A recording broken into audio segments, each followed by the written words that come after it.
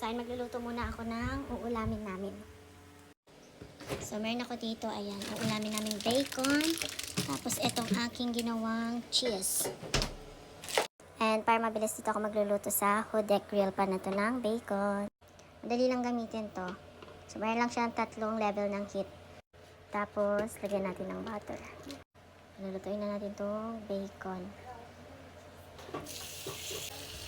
So, dali ko to binili.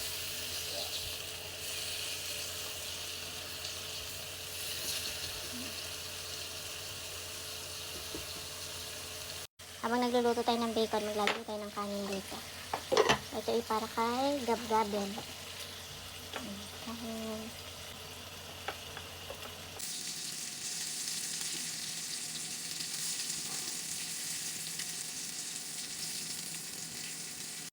Ayan, may mga luto na. Natin dito sa kanin. Lagyan natin. Tapos, lalagyan natin yan ng cheese. Yung cheese natin. Tikman ko muna. Yan, ang aming dinner.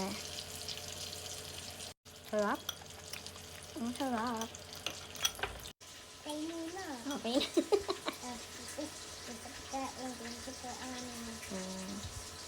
Taste mo yung luto ni Mama.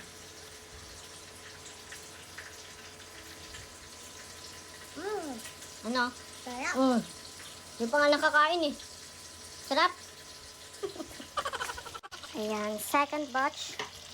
Second batch. Para ka na din nagsanggit. Ano? Budget na sanggit. Meron ka lang bacon, tapos cheese.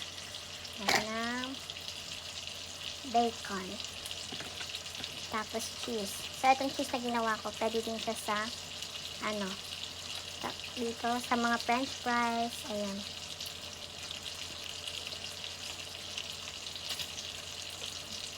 Sarap. Ayan. Kain tayo. Kung gusto nyo nga pala ng Hude Grill pa na ganito, ayan, lalagay ko na lang yung link dyan sa baba, okay naman sa comment section.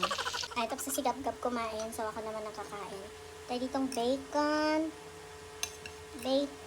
tapos lalagyan natin yan ng cheese. Yung cheese, na ganito na yung texture niya kasi nalagay na siya sa ref. Pero pagka, naano naman siya sa mainit, ayan, okay naman siya. Sarap. So, another subok. May cheese, may bacon, wala ulit pa.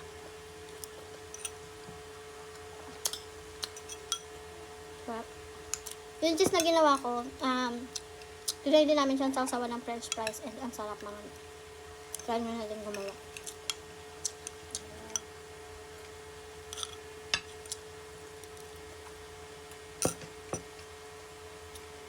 Solve na naman kami ni Gab-Gab.